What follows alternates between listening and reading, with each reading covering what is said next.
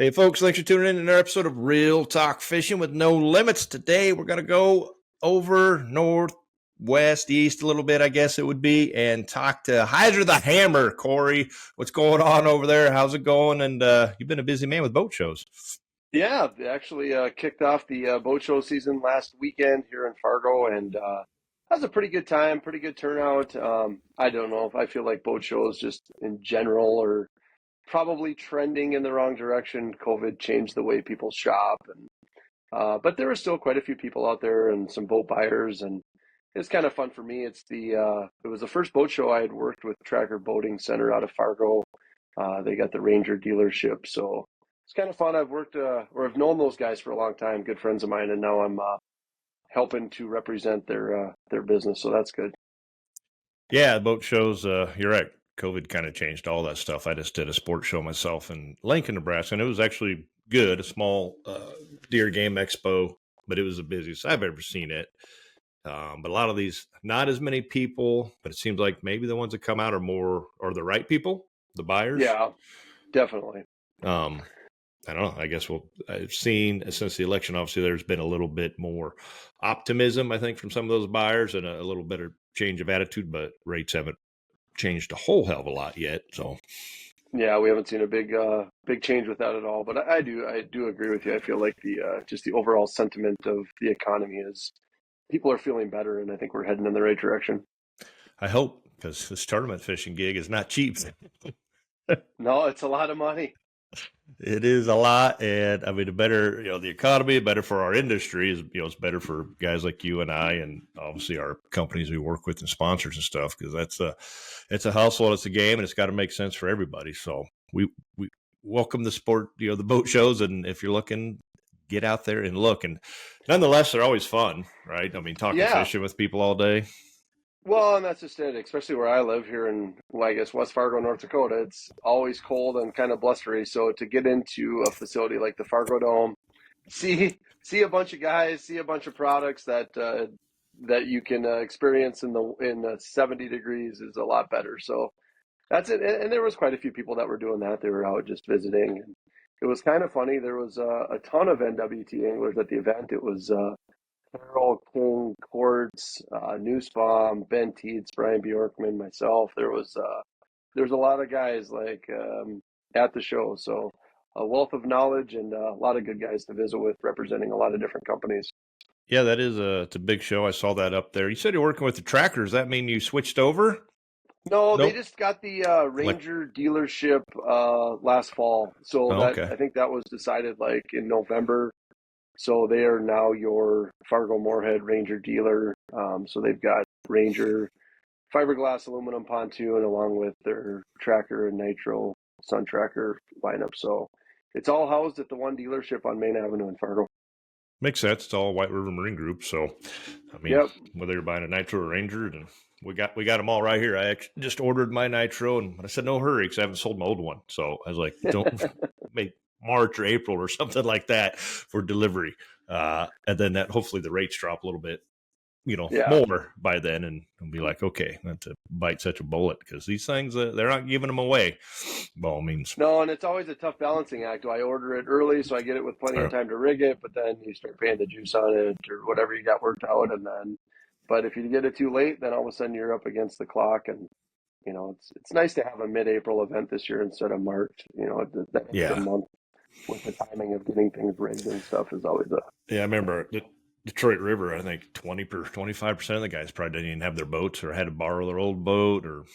Well, and actually the Spring Valley event was worse. That was even earlier yet. And we had brutal cold weather that year, if you remember. And in fact, I actually kind of remember that event because I had to balance out. I left between two interstate closings. Interstates were closed. They were going to be open for a couple of days. We had another system coming through. So I jumped in the truck a few days earlier than I wanted to just to get out of Fargo before everything got shut back down. So, yeah, the joys of living in North Dakota. Yeah, especially early spring can be kind of a tricky deal. Early spring or the extended winter for where you're at, basically. So. Yeah, I guess I don't even know why. Sometimes I don't think we have a spring. So it usually goes from winter to summer. Yep. Yeah, you can start putting your ice fishing gear away up there in April, you know. But hey, it's great ice fishing. So you get a chance to get out on the ice much, or you're just too busy in the shows? And yeah, it was between shows, and now I travel a lot with my son. He's the first cornhole pro in the state of North Dakota, so a lot of nationwide travel with him. In fact, I leave for Albuquerque. So yeah, a lot of travel between shows and playing beanbags, but it's fun. Spend a lot of time in warm facilities again, so I don't get much ice fishing in. you're not missing out on a whole lot. So it's Yeah.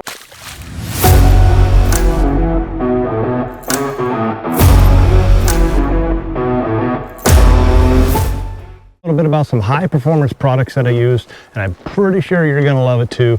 It's the Seaguar Smackdown braid.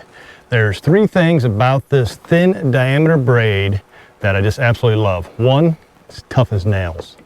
2, longest casting, smoothest braid I've ever used.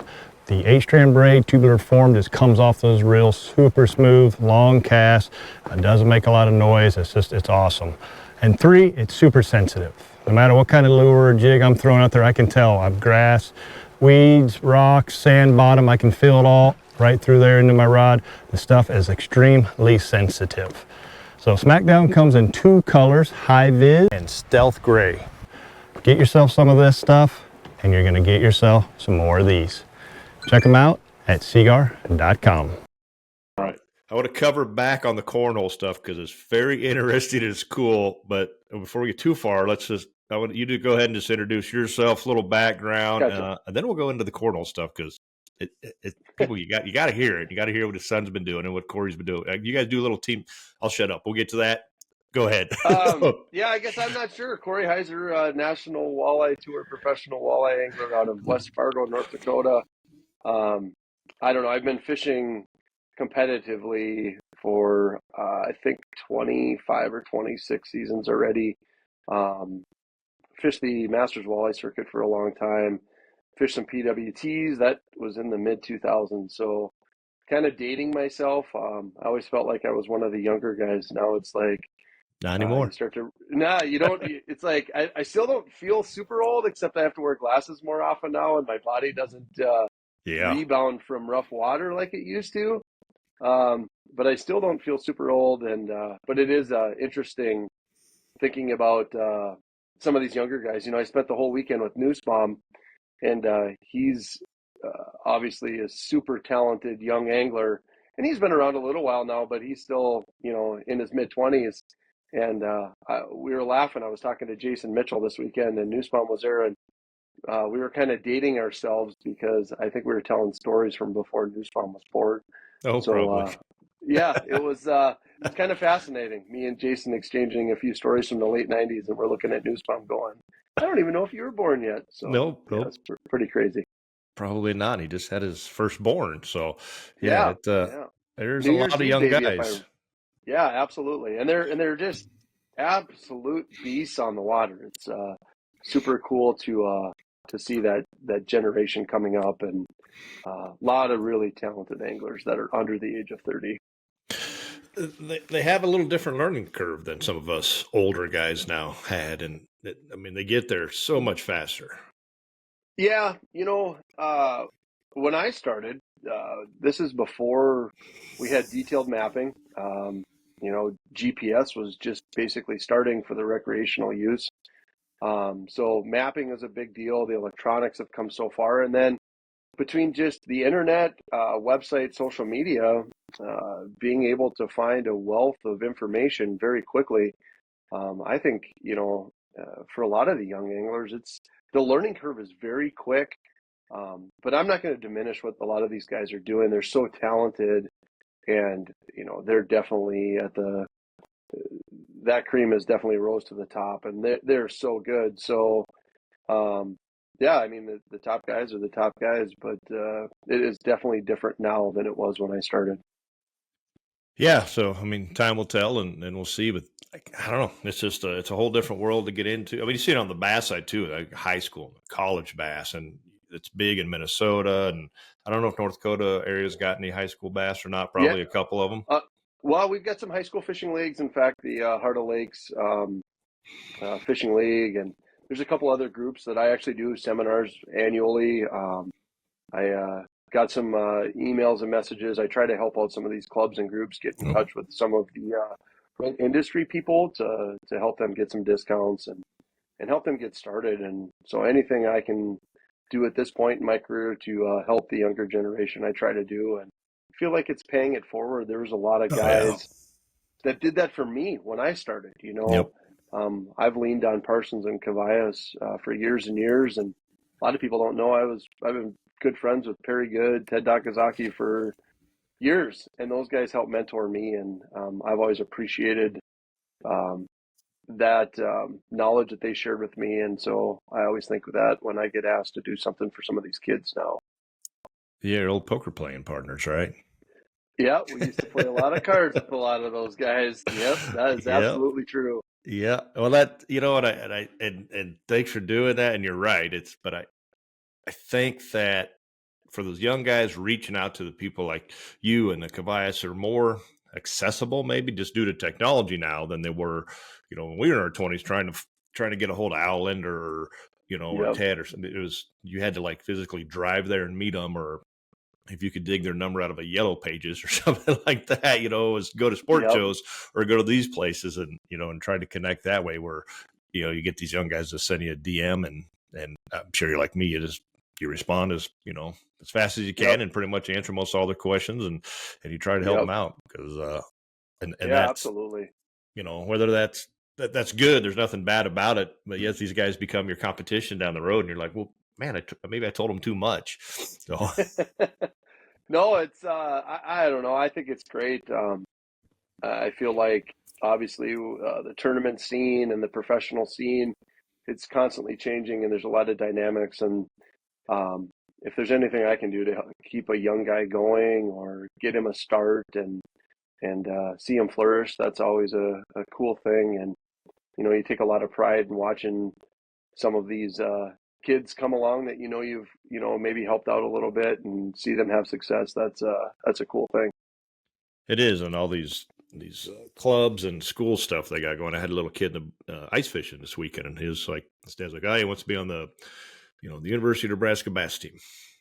You know, he's like, what does he got to do? I'm like, they didn't have it when I was there. Started right after. I'm like, it's a club. I'm pretty sure he just joined it. He's like, do I got to make a big donation? I'm like, probably won't hurt. You know, I said, they don't all make to be on the traveling ones. You got to kind of go through the system there. I said, but sure, I think they can all be part of the club. So I guided a couple kids last year that were in the club.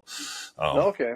As well. We were chasing walleye and stuff until I stuck them on the forward facing sonar. And then I just showed them 10 minutes later. I'm like, go ahead, drive the boat, have a foot on the, you know, they were catching drum and catfish and walleye, and obviously weren't a really big bass area, but that was it. He was locked in. I'm like, you probably need to learn to use this, you know.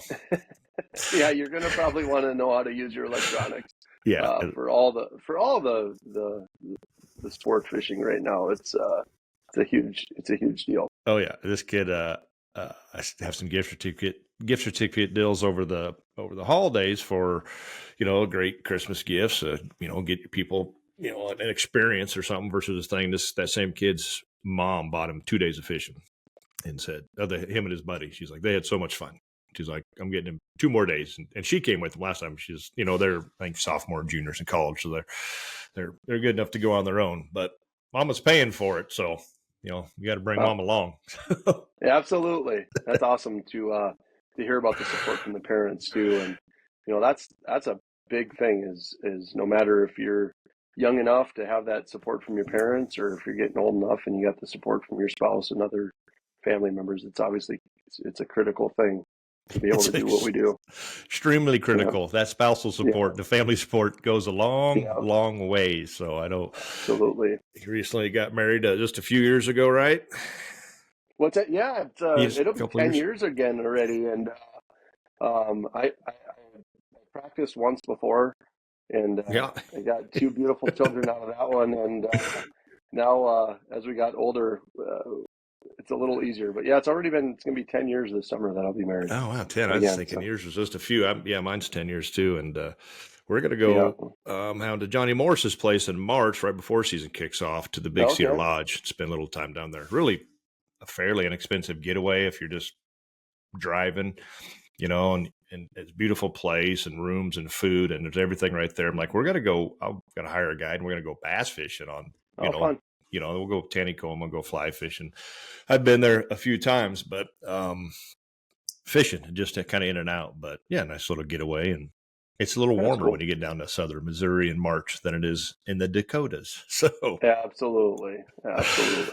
So talking about tournaments, we'll get to the Cornhole stuff for a little bit. Kind of touched on it. We got NWT schedules out, rules are out, registrations out. I was waiting. I didn't think the rules were going to come out for a little bit because I was expecting some other changes. There really wasn't any changes.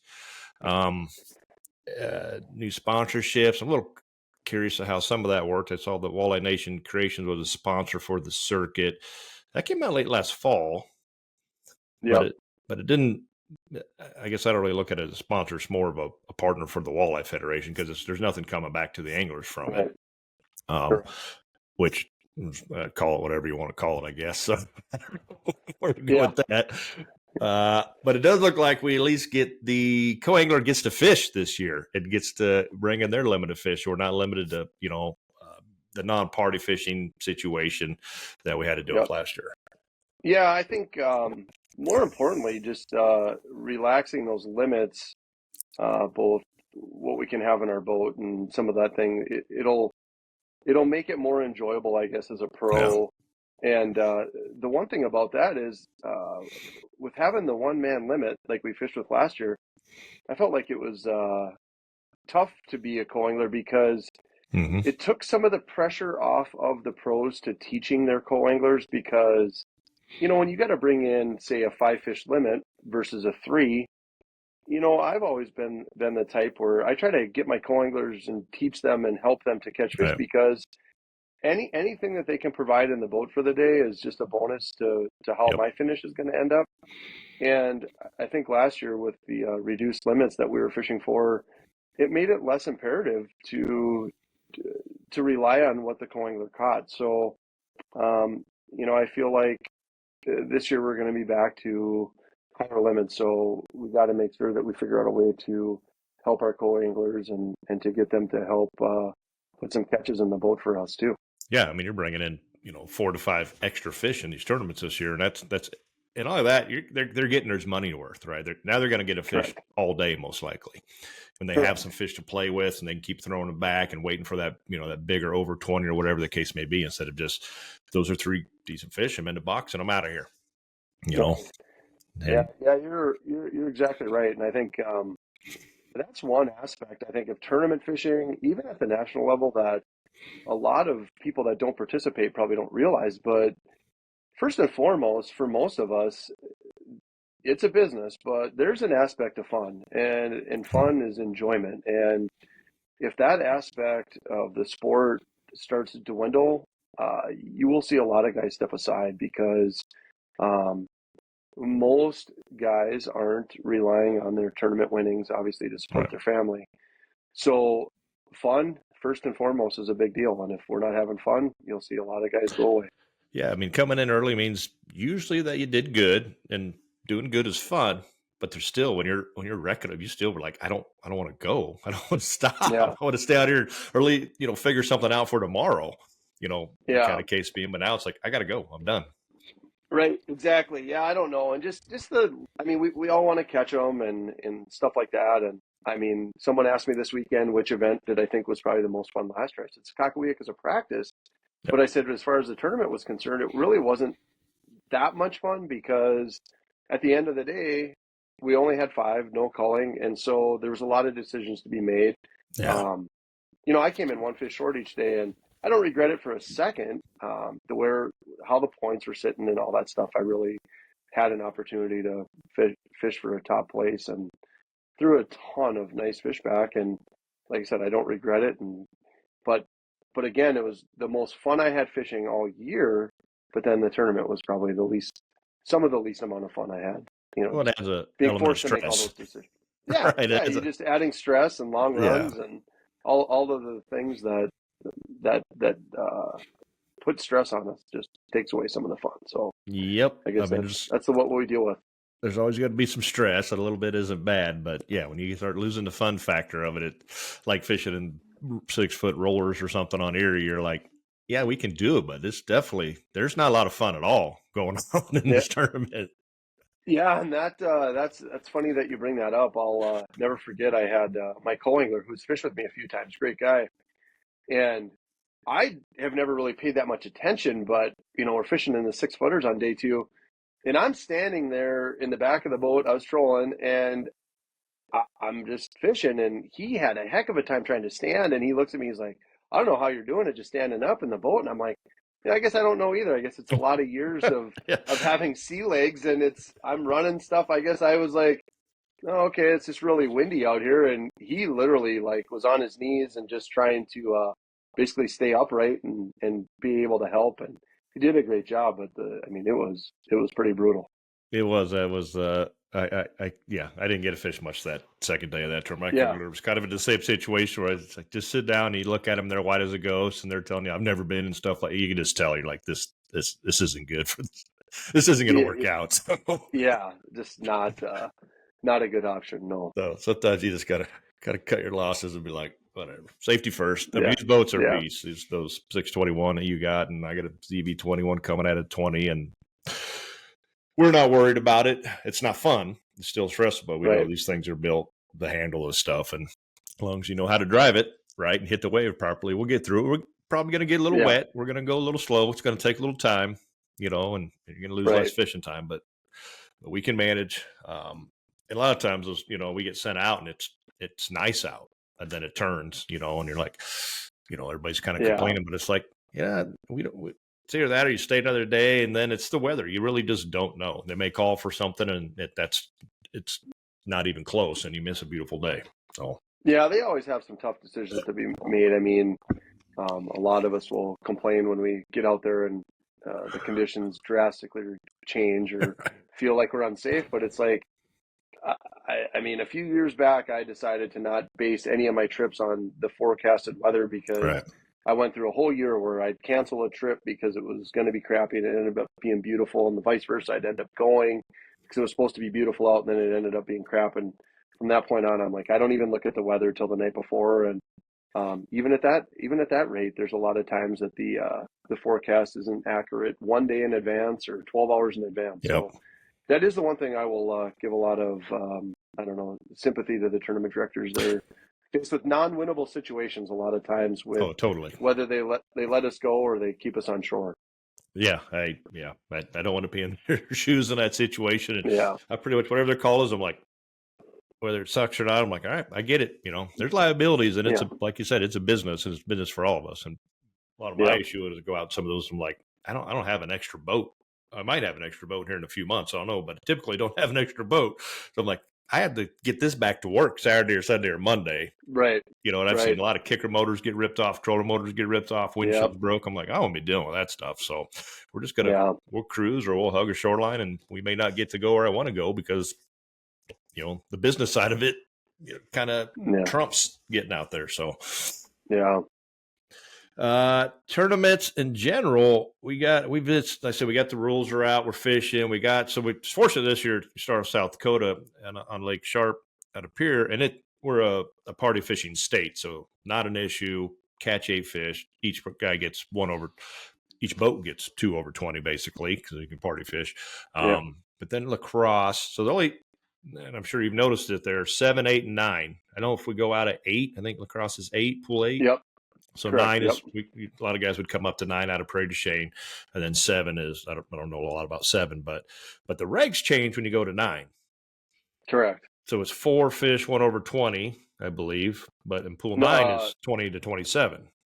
Correct. Sorry. Yes. Pool 9 has got the really restrictive slot where you're only allowed 1 fish over 27 inches and none between 20 and 27. Right. So that's got to be a little challenge for some people to determine. Obviously, pre-fish will tell you, if you're a 9 and you already got one, you're illegal, so you can't go there. Correct. So either you got to start there and hope you get one over 27, or in each place you're going to want those under 20s regardless. But you can't box at 24, 20. You might catch 26 incher in pool 9 and be like, don't matter. You got to throw it back, but that sure would have been nice to catch a bull later, Boy, or 7 or 8. So yeah, it'll be Yeah. interesting to see how that one pans out and how many people, catch that. I'm sure everybody will catch that. Obviously, I think it was written in the rules. But that, that's our gamemanship that we have to play in the walleye world with the slots is the gamble and the risk and stuff you're taking, and then locking up, locking down, Yep. which is always fun. And if you can believe this one, here's a little tidbit that I bet a lot of people would never guess. I've fished tournament trails for, like I said, 25, 26 years. I've literally never locked on a tournament day. Really? All the events I fished in the Mississippi rivers, whether it's Prairie du Chien, Red Wing, all the events, I have literally never locked on tournament day. I have never not locked on tournament day. Yeah, last year it was one of like 15, 20 guys that stayed in pool 3. Yeah, it's been 1 year I had a high finish in an MWC championship, and the plan was to lock above, but I was going to give it an hour in the bottom pool and pulled on a wing dam and just kept catching them. And I literally never locked through. In 3 days of the championship, I think I finished 5th maybe. But the plan was to go and lock above, and I never did over the course of 3 days. So there's a little tidbit that could end up on a trivia someday. Right. That's great. I mean, God, the hassle and the having to come back early and sitting there for an hour or whatever it is. If you don't have to lock, then, I mean, God, you get 2 more hours of fishing at least. Yeah, So. it just kind of depends. Like last year when everybody was trying to lock down on day 2 and the barge got caught up and guys were scrambling for, I don't know, an hour and a half, 2 hours, whatever it was. The only thing I was worried about is guys were going to like creep in and start fishing by me. But Right. Fortunately I was further upriver and I don't even know, looking back, if I really paid much attention to what was going on with the lock situation. I traveled with Jacob L, and I know he was locking down. So I think I knew about it, but it really just, there was a good. barge that hit it like right as we were going to hit it. And of course the barge goes, but then everybody just kind of fished right there.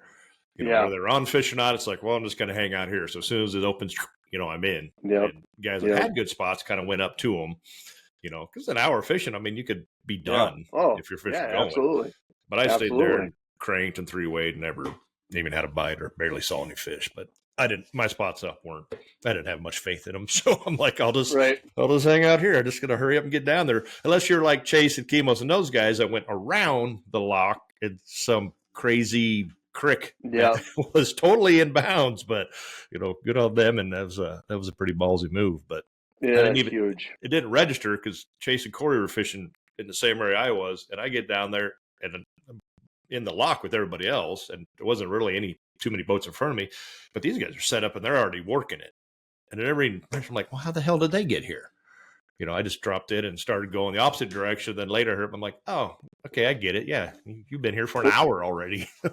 And it was funny because I knew about it as soon as I got in on day 2 because Shimoda, who I travel with, was upriver, and those guys went blasting by him in the morning, and it registered to him because Billy's an old river rat. It registers to him like, wait a minute, those guys got a way to get up and around the lock because he didn't see him on day 1. He's like, and sure enough, I mean, he basically through the trees and cattails could see them getting stuck on one of them got stuck on a stump and the other, and they're revving motors, and it was, so he had a little entertainment to start the event. That was Vermilion River, right? I think that's what they went up.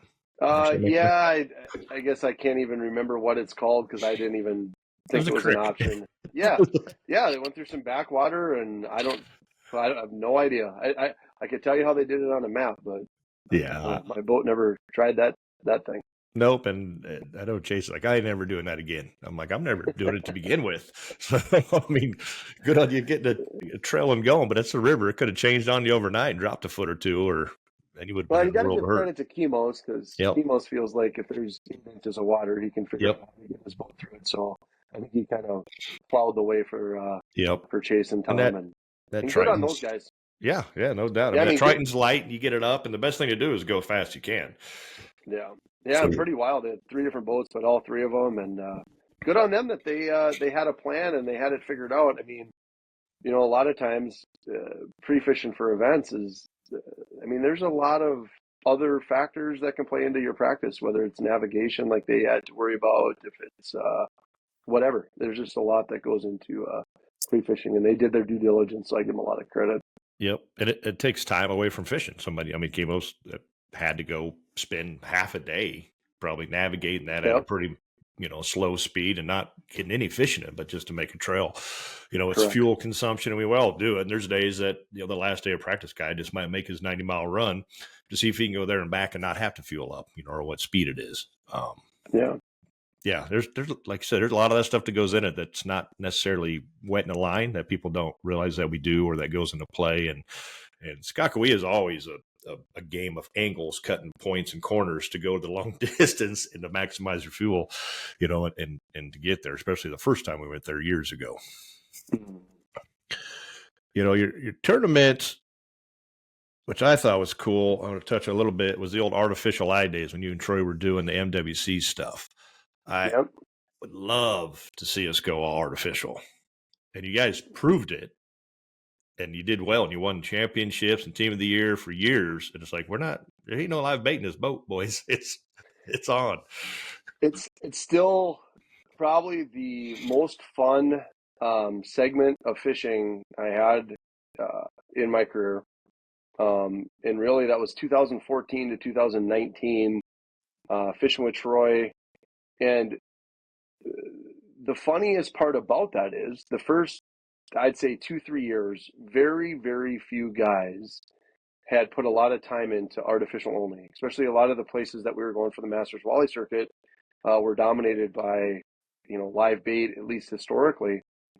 And what's funny about this is, so there's very few guys when we started, but then by the time it got to like 2017, 18, and especially like the last year, 19, we can go anywhere without guys that we would see with at least one of the guys, if not both of them, fishing without live bait. Now, this is going to sound pretty wild, but we felt like we had a big advantage because we were the only guys fishing without live bait. And then by the last year, it was like, none of these guys are fishing with live bait anymore. I'm like, okay. So they're pretty much, and as you know, we did a lot of videos and YouTubes, and we did a great job, I feel like, of showing everybody what we were doing.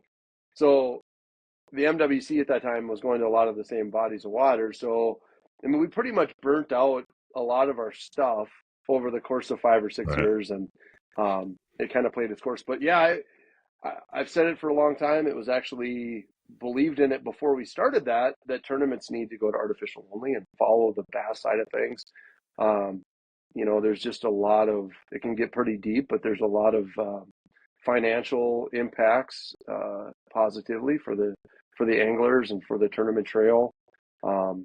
There's a lot of advantages as being a guy that didn't use live bait, as far as, we weren't spending money, we weren't taking time on babysitting bait and all of that. And I can tell you, if you're one of the few guys using only artificial, you do have an advantage. They're especially then.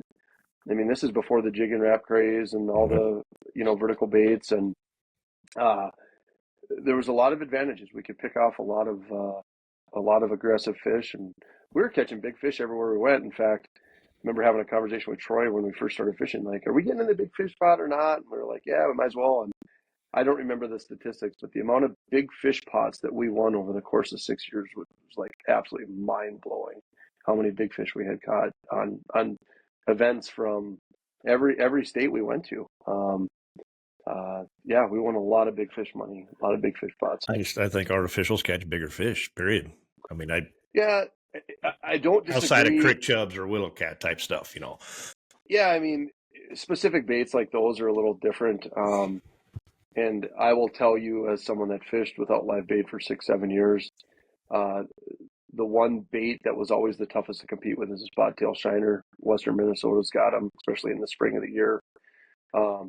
And Berkeley came out with some baits to compete specifically with the spot tail shiner. They came out with some colors in the 4-inch gulp, and now the drip minnow and the drip swimmer are great baits to compete. But that was actually the one bait that we really were afraid of in fishing without any live bait, was a spot tail shiner. And I guess that's kind of evened out now. But no, I feel like the trails, they should go to it. I've been with Berkeley for a long time, and they've developed a ton of plastics and hard baits and everything else to compete. But, Northland, obviously 180, Tom Wynn have shown that the Northland produces a lot of stuff. Rapala with some of the baits they've come out with. And, we are how would I say it? Maybe just dwarfing the amount of progress that they can make in marketing these baits by not forcing all the tournament anglers to fish without live bait. And so, well, the MWC even had some artificial tournaments during those years, like one a year or whatever. Yeah, I think there was one a year, 2 or 3 years. Berkeley stepped up and did a big bonus and did extra money in the pots. Gave all the anglers a ton of baits actually at those events. And it felt like there was maybe a little movement and traction. And before everybody jumps on and starts saying that Heiser hates live bait, let's just, and hates bait shops, like that has never been the case. All of my sponsors sell a ton of product at bait shops, and all of those bait shops that we're talking about stock a lot of artificial options, and their margins are phenomenal with those non-live bait options. So, and I'm not talking about, changing fishing to going all artificial. I mean, if you got one weekend a month to fish, go buy anything you want. But I always felt like tournament anglers should be, especially at the professional level, should be held to a different regard. And I think it's an awesome challenge to fish without live bait. Yeah, I'd love to see it. We kind of got tagged last year as the worm jiggling circuit, or whatever we want to call it, from the scope. And it works when you dangle a leech or a crawler and just let it float in front of that fish's face. But I got fish on it, but I still had better luck on plastics. I'm a big Z-Man, love my Z-Man jerk shads, but gulp, there's not going to be a time that I don't have some gulp on early spring. Yeah, there's so many awesome artificial options. I feel like as anglers, we should be the first ones fighting for that, because I feel like if we can get these big conglomerates that need to sell a lot of tackle, the bass world has proved it. They can charge a lot of money for some of these specific handmade artificial baits that catch a lot of giant bass. And that's a thing that gets lost, I think, a lot of times, is tournament bass fishing has been artificial only for as long as I can remember. Yep. But let's not forget something, that the recreational angler that fishes for bass, even in the South, uses a lot of live bait. So again, there's do recreational anglers use artificials in the South? Yeah, absolutely they do to fish for bass. But they also use a lot of bait, and it's the same thing. It's a great education piece. All of us that try to promote and do a lot of promotions like to talk about baits and different things that are successful for us. And when we're forced to use that kind of stuff and compete at a different level, I think it just helps everyone. It gives us a lot of opportunity that we're closing out on ourselves. Yeah, totally. And as a guide, I prefer it. It's cleaner. It's easier. I don't have to keep it alive and and manage your bait. And night crawlers are hard to beat all summer long, and we're going to use the hell out of them at leeches. But when I got if we're pitching, I'm always going to. If I'm fishing with my clients, I always have a plastic on, so because I'm busy helping them with bait and stuff. We don't need one more minnow or crawler. But if I'm just wrecking them, it's gonna be like, here, let's put this on, or give them confidence by putting a minnow on top of the plastic. And I'm like, I said, the best thing is if you miss it, leave it. You still have bait, and then they get it on the second or third, attempt. I'm like, you get that minnow got bit off, or even that little piece of crawler. I'm like, you caught that on the plastic, and that gives them the confidence in it. And that's all it is. I think most people just don't have the confidence in it because they're like, well, this stuff doesn't work. And then, it does. It's fascinating. When we were fishing without live bait for so many years, and we tried to give, other people the confidence that they didn't have to use it. It's crazy to me because if someone has, I don't care, a leech, minnow, crawler, whatever it is, if they go all day and catch 2 fish, the fish just weren't biting, right? But if they are using artificials and they catch 3 fish, they're like, I don't know, I would have sure caught a lot more if I was using live bait. It's like, I don't like. It's crazy because I don't know. It taught us to be a lot better fishermen too. Like we fish primarily the best places on, the Yep. best pieces of structure and Yep. folding areas. And what's really fascinating about the run we were on, that was all before forward-facing sonar. And Yep. I can't imagine even the success we would have pushed out. But yeah, we had a really great run. It was a lot of fun. And I would be the first guy to stand in line to fish a trail that didn't allow live bait. So Yeah, it's and who knows, maybe we'll get there. There's days that artificial just outfishes live bait. You can fish it so much more aggressively. You don't have to worry about it ripping off, and then you have more buoyant baits that are going to fall slower. So in the cooler temps, there's just so many advantages to the different types, and there's so much of it out there. well, on the efficiency on the water, Yeah. and those things, you've got multiple colors now, you've got multiple sizes. So it's like, I remember, a lot of times I'd have 8, 10 rods on my deck every day I was out fishing because, I might have a favorite bait that we're using for the day, but now I've got rigged up with 3 or 4 of the same baits with different colors, Yep. and maybe a different size. And you learn to fish like a bass angler, and you realize there's a lot of big advantages, and it was a lot of fun to do it that way for sure. And you're on the Mississippi River. I think I caught a lot on the bonefish, Berkeley's bonefish. I was like, we need this water staying. I was like, I need live bait's great and the crawler's working, but I want these fish bigger and give me that paddle tail. Give me something that puts a little more vibration off the ribbed worm. And I caught so many more fish. I'm like, this is so much more fun. What's kind of funny about that Mississippi River event is my highest finish I had last year. And 2 things. I caught 1 fish on live bait in the event that I weighed. And the second thing was I never caught a fish using forward-facing sonar in the tournament, and I tied for second. And so you talk about kind of going back to your roots. It's kind of fun. Like I said, you caught 1 fish on a live bait, and never caught a fish utilizing my forward-facing sonar.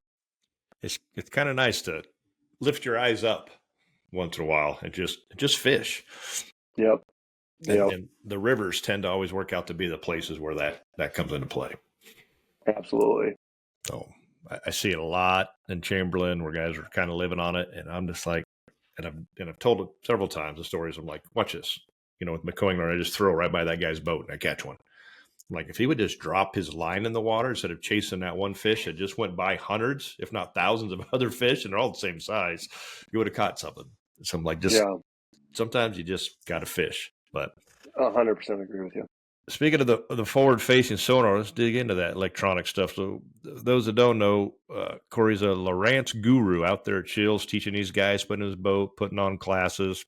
You can find him pretty much about any boat show, talking Lowrance, or I know they just launched some new stuff. But what's new in the electronics world, and how are you helping people with all these electronics? Yeah, so it's kind of funny. I don't know, back up a few years ago, I got a call from a good guide friend of mine, Cody Roswick from Valley City, and cool. He has a regular client that Cody takes every year, and the guy had Lowrance stuff, and Cody called me. He said, "Hey, this guy needs some help with this Lowrance stuff. Do you think you'd ever go out on the water and show him how to run his stuff in his boat?" And I'm like, "Yeah, I'd absolutely love to do that."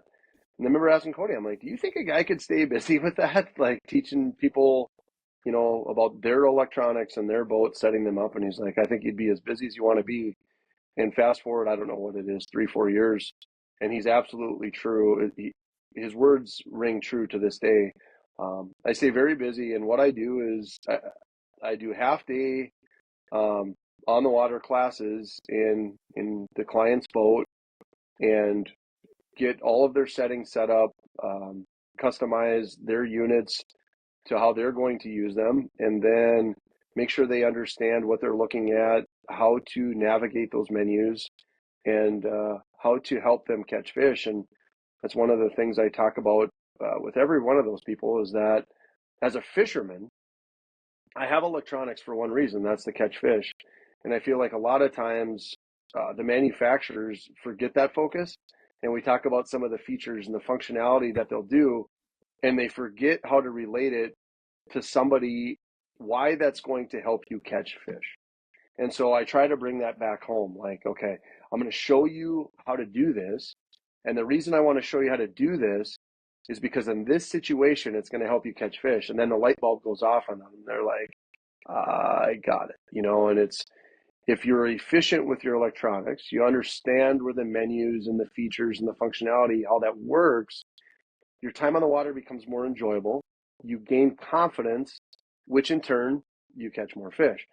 So that's what I do. If you want to get a hold of me, you can go on Facebook, Corey Heiser Fishing, or just Corey Heiser. And what I try to do is go somewhere that's easy for you to get to, whether it's your own home lake or your home area. And as soon as we get something kind of penciled in, I'll put it out on social media. And as long as I can get a few of them booked or reserved in that area in a time frame, I've come down or wherever and spent some time and show you a lot of tricks of the trade. And again, just get your stuff Lowrance only, though. That's a big deal. It's I only handle Lowrance. I feel like I'm an expert when it comes to Lowrance electronics. And yes, I can navigate through some of the other manufacturers. I've spent some time using them, but to be honest, I'm not going to charge you if I don't feel like I can teach you something. And I don't know how many, I have no idea how many classes I've done, but I can assure you I will teach you something. In fact, I've had some of the competitors that we compete against hire me, and I think they were floored by some of the stuff that I showed them that their units will do. Some of the organizational things that I do with my graphs, some of the waypoint management tricks that I've taken care of.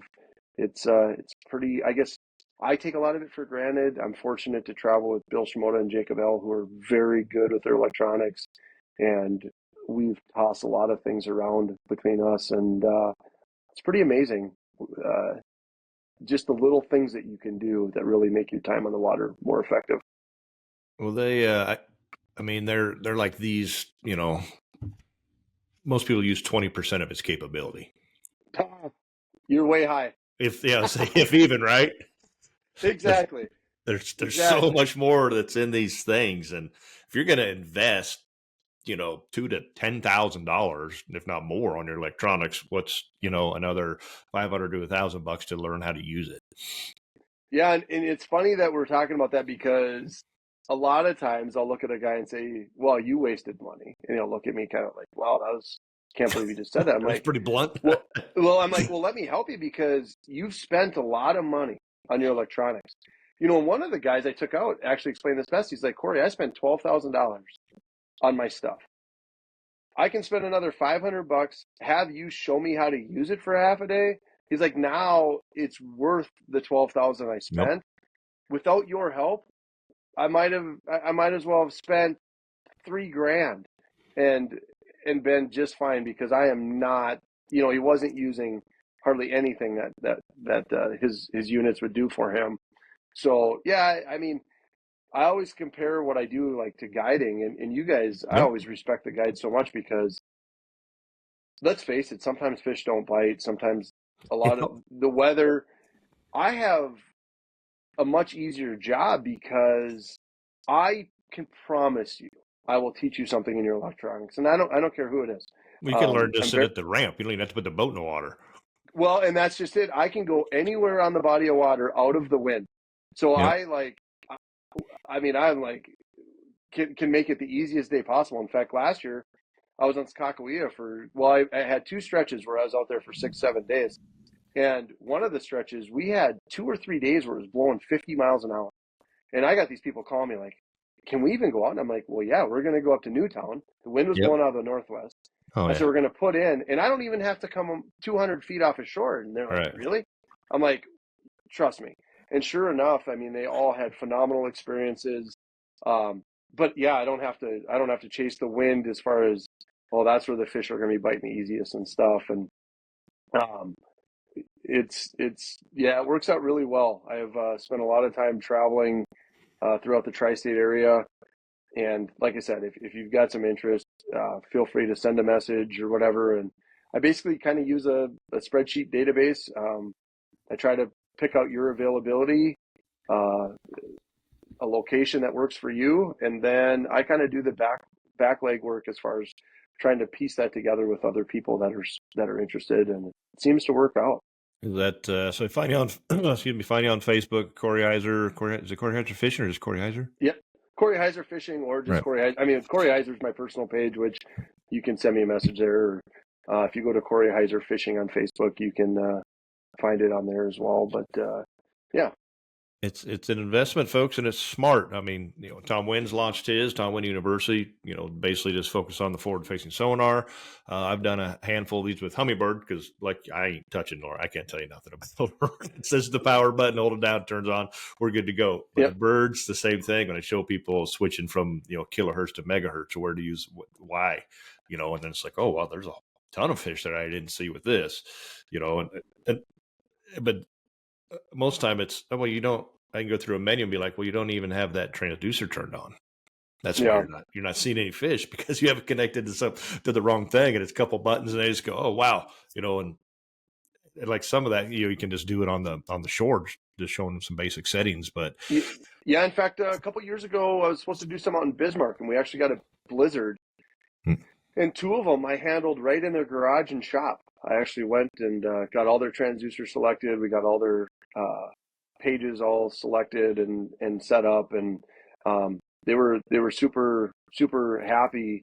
In fact, I've thought over the last couple of years of like maybe offering a little less time and just doing it on land, or in the winter time. And a lot of what we do, it's a lot of settings, and it's a lot of setting up the different pages and stuff. So and then, as it's such a big investment, these electronics, but a lot of it is, a lot of people are just buying, maybe go out and pick up 3 of these units, and you didn't need those.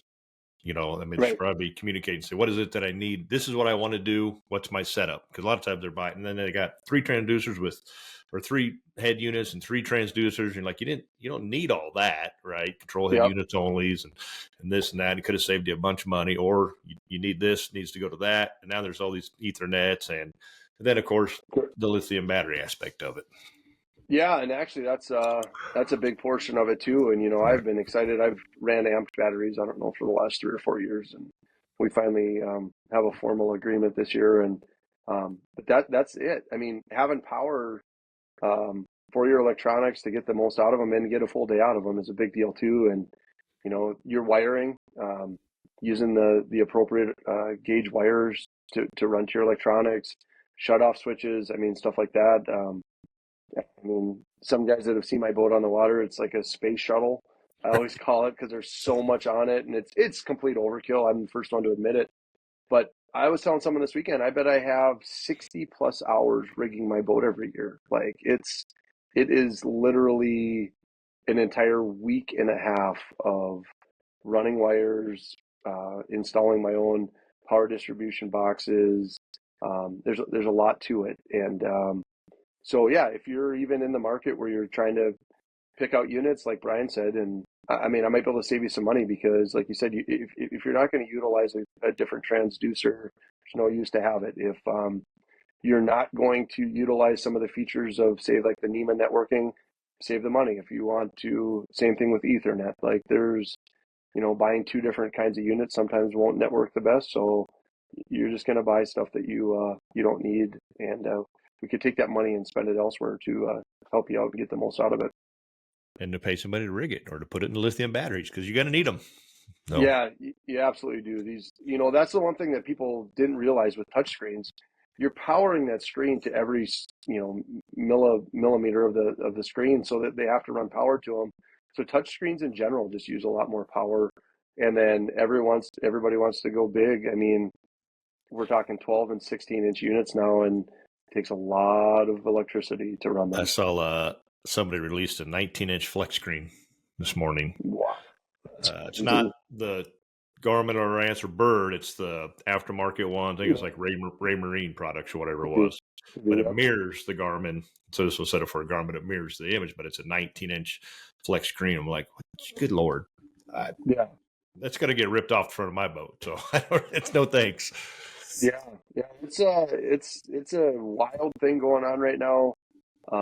NBT, I think, has them too, right? Yep. Yeah, NBT has been mirroring Garmin units for a while, and you just get extra real estate to look at. And, forward facing sonar, the screen size does make a big difference. Just, it makes it easier to decipher what you're looking at a little quicker and stuff. Not that you can't do it with a smaller screen, you absolutely can, but it does make it a little easier to see.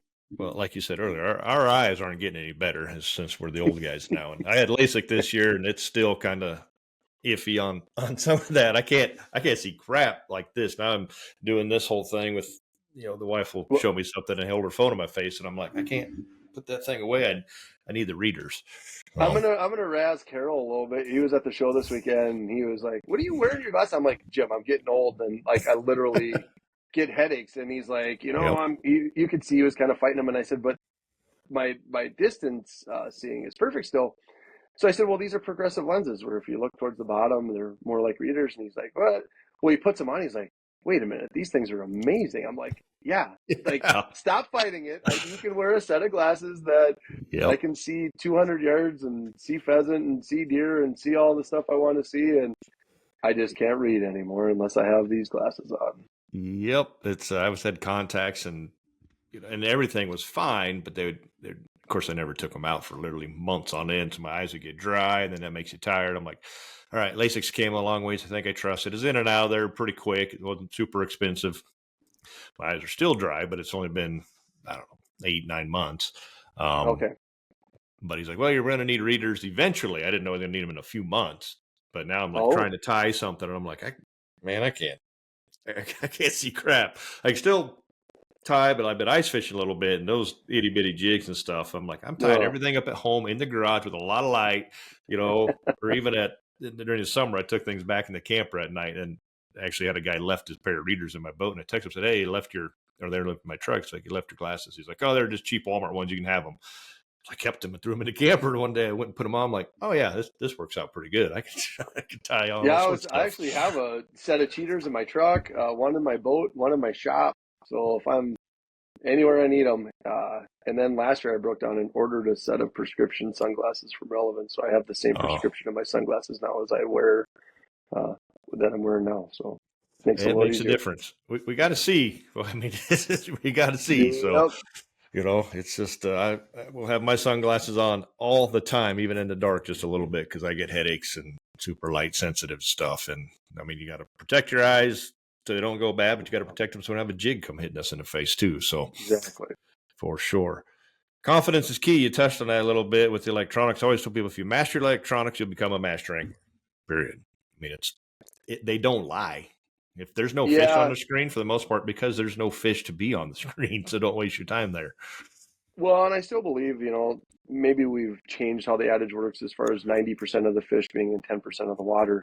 I think we're experiencing that's maybe not 100% true, but it's still, I mean, most of the fish are in small areas, and if you don't know where they're at, I mean, your electronics are your eyes below the water.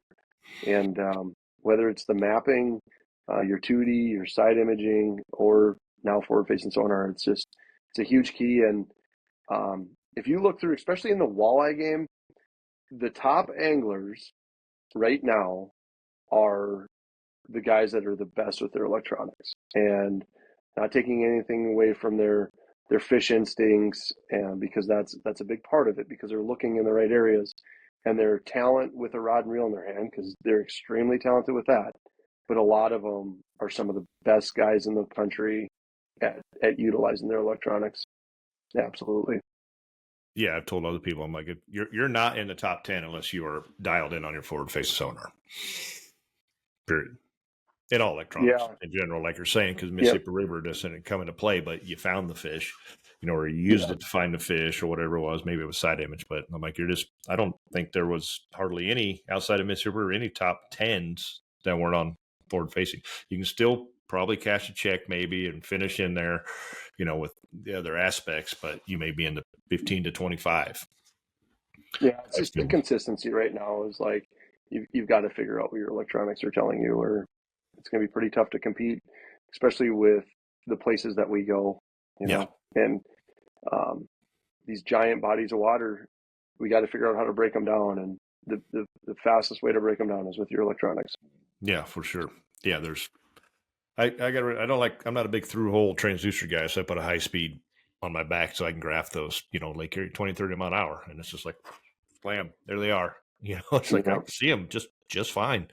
But it goes back to having your settings and stuff set right as well. So you can do that. But 2 massive big bodies of water, and if you're not traveling with, 3, 4, 5 guys, you better just, you got to get on that motor and start covering some water to figure it out. Yeah. No doubt about it. All right, guys, you heard it there. Hit Corey up on his social pages. He'll get you hooked up, get you set up, get you dialed in electronics so you can come back and whoop on us in a tournament down the road once you get it all figured out. So we're getting close to wrapping this up. I want to circle back to the cornhole world. Tell everybody a little bit about this. If you don't know, Corey will tell you about his kid. And you guys have been doing some team stuff together as well, too, right?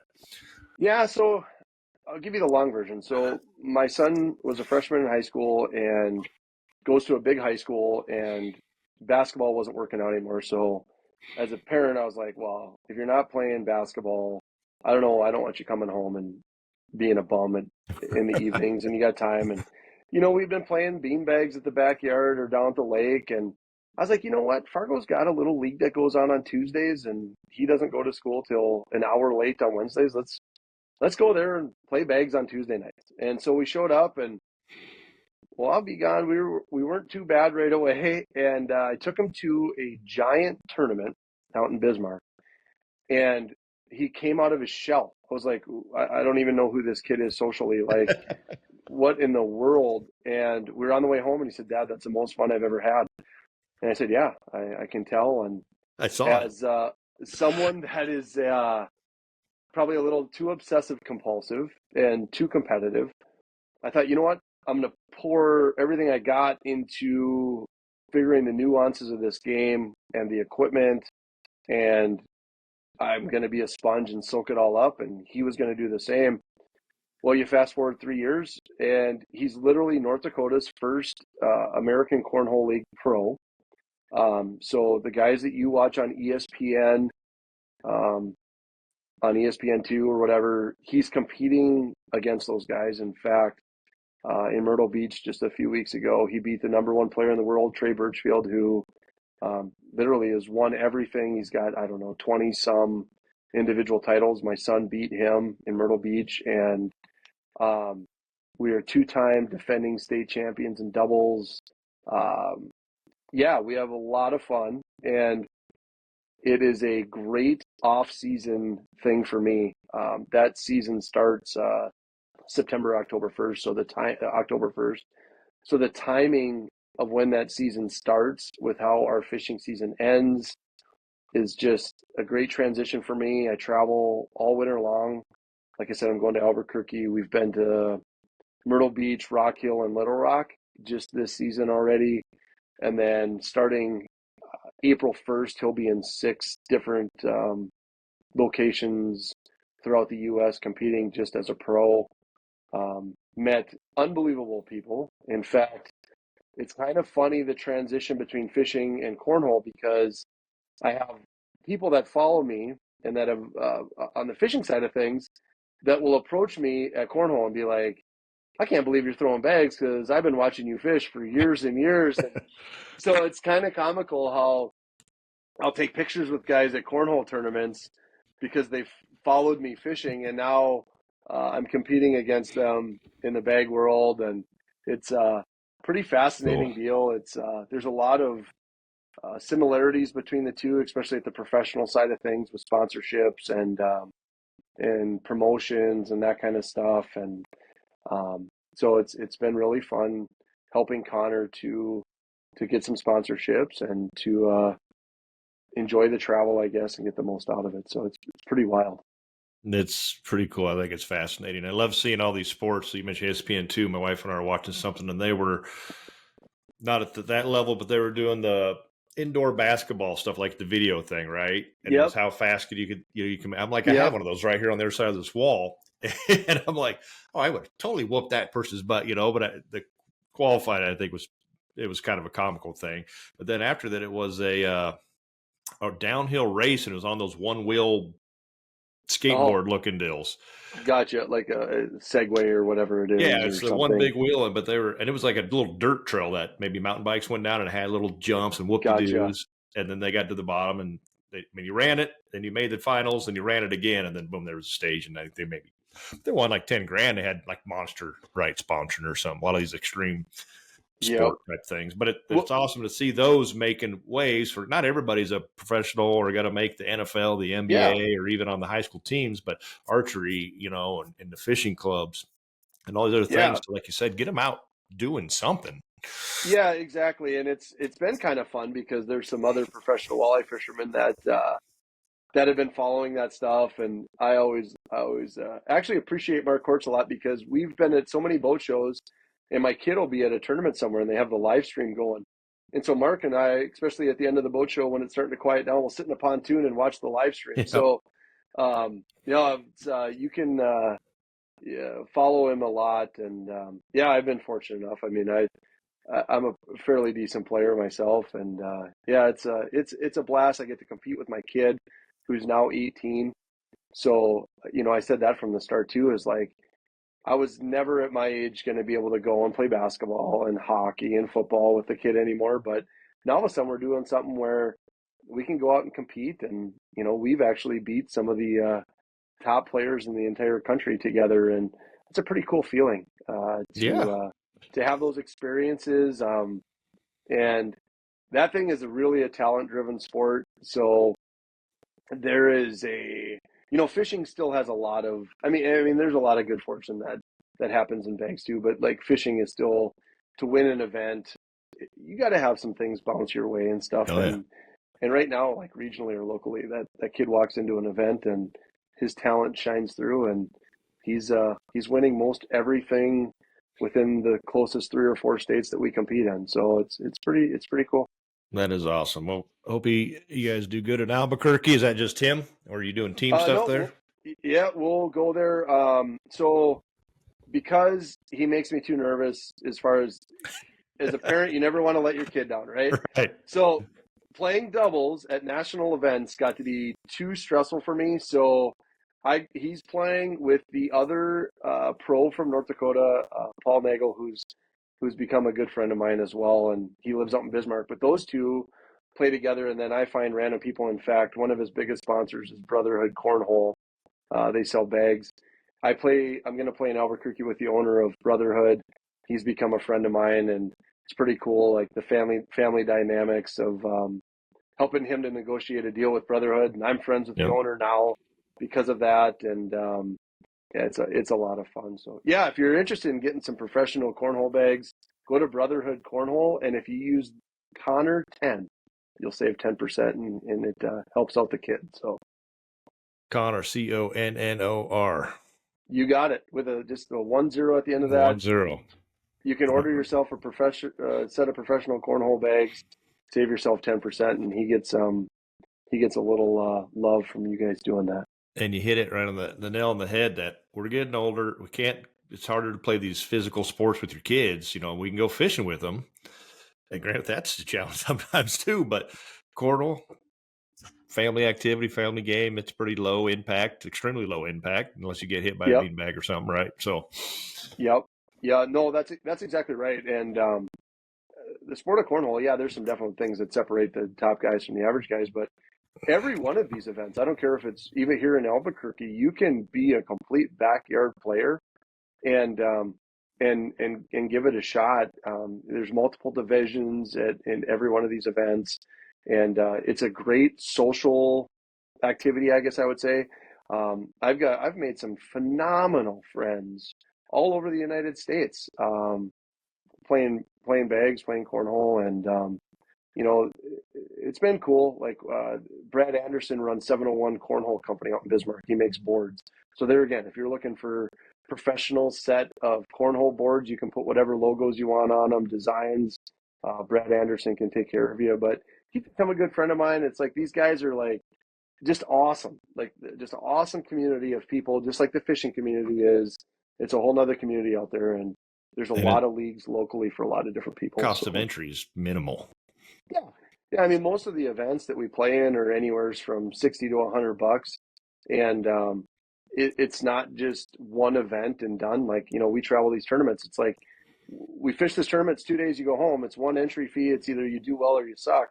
where like I go to a cornhole tournament, they'll have a blind draw where I get a random partner, they'll have doubles where I bring my partner, and then they'll have singles, and it's kind of fun. So I'm playing in 3 or 4 events while you're somewhere, and your travel expenses are absorbed into that. So it's a good time. Walleye angler to cornhole pro. You heard it there from Mr. Heiser, the hammer himself.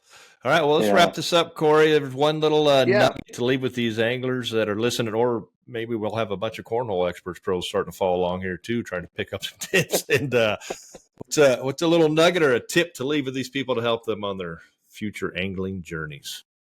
I think we kind of touched on it already, but like confidence, I would tell you this, confidence is number one. Too many people are trying to mimic or do what somebody else is doing. I have learned this a long time ago. Be confident in what you're doing and understand your electronics. I do feel like that's a big thing because they will help you develop that confidence. But anybody that's ever fun fished with me knows I will never pick out your color because I want you to use what you want to use because you will catch more. When you're confident, you got better attention to detail to what you're doing. You feel like every jig stroke or every cast, you're probably going to catch one. So I guess that fish with confidence and trust your electronics would be the biggest tidbits I could give anybody out there. And you can catch plenty of fish by doing that. I couldn't agree more. You were 100% right. I can't catch other people's fish. So when they tell you they're doing this, I'm like, cool, awesome. So to back that up a little bit, what's funny, the worst finishes I've had in my career have been when I have gone to areas that I know it's going better for a majority of the guys, and I can't do it. So I'm like still stubborn, where I'm like, I'm good enough. I can figure this out, and I can't make it happen on my own. I fall flat on my face, and it's like last year alone, pool 4 was the better pool for fishing, right? I was down there like 2 or 3 days in practice and literally couldn't catch them. And I'm like, why do I suck so bad? And I'm like, but I could make things happen in pool 3. I'm like, well, I'm just going to stay in pool 3 and let it shake out. I could catch them better in 3 than I could in 4, even though I knew it was better in 4, but I couldn't make it happen. And I had the best finish I had. And that has happened to me so many times. And I had so little confidence in 3, I barely gave it any time. Right.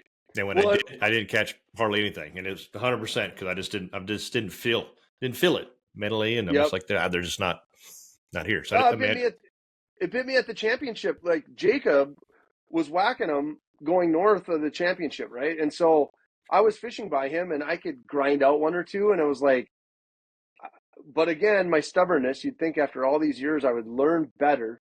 I was catching them better south on my own. I go north in the tournament to start the tournament. I literally couldn't catch them. And it's like, you moron, how many years and like how much does this have to get pounded into my head that no matter how much better it is, if I can't catch them, it doesn't matter. If I can't catch them, I can't catch them. It can't catch them. I don't care if it's like everyone in the field will tell you it's better there. Yeah, I know it is. I can't catch them. So I got to do something stupid, and it ends up like all my worst finishes are that way. You're not alone. I've seen it plenty of times and have been on that same end of it and have realized that I just got to move. Or if everybody's catching them around me and I can't take it, so I just leave. I watched the Husky do it at Chamberlain. He'll tell you he would holler at me. He's like, "What in the hell are you doing?" And I'm like, you're surrounded by fish, man. I don't know what, for days. He's like, he just couldn't get them to bite him. And he didn't look like he was doing anything different or wrong, but it just wouldn't work. I top 10 Chamberlain 2, same exact thing. Everybody was running like a lot of the community stuff just north, right? I couldn't catch those fish, Brian, in practice. And I go so then I like make these hero runs down south. And I thought, I mean, everybody's like, the fishing's better up north. I'm like, well, I'm not good enough apparently. So I go down south and whack them. And it's like, I look like a genius, but it's like, I remember telling Bill and Jake in that event, I'm like, I can't catch them. I don't know. I cannot catch them where everyone else is catching them. So I'm like, I got to go find some stupid fish that will bite for me because whatever. And then I have a great finish. So it's like every single time I just do my own thing, I'm good. Yeah, once you recognize it and you bail on it early enough, that's the whole.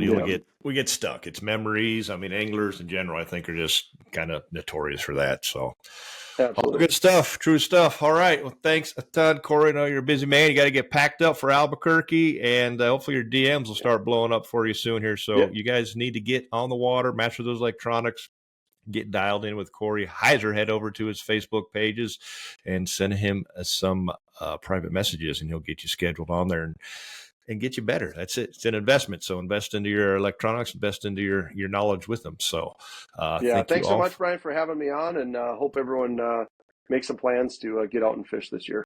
You bet, and follow along and watch him on the tour this year as well, and just stay abreast. So just follow Corey Heiser on his Facebook page and any social channels he's got. Stay up to date what's happening, and thank all you for tuning in for another episode of Real Talk Fishing with No Limits. And stay safe, and we'll see you on another month of hard water, probably before we get to the soft stuff. So.